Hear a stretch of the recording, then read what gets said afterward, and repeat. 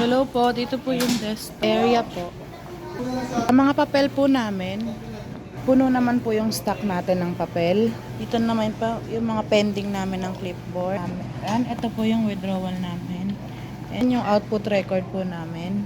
Ito po yung PC namin. Ito po yung mga na-withdraw namin na papel. Dito po sa area ng plaques, may pending po na ginagawa. Ito po yung guillotine natin. Working naman po. Ito po yung mga for pull out or yung mga machine po na hindi na gumagana. Ito po yung sa calling card natin. Ito po yung machine natin na mapurol na.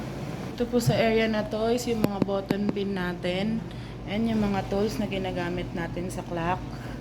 Dito po sa area na to is yung receiving area po natin sa mga items po natin na ongoing sa production.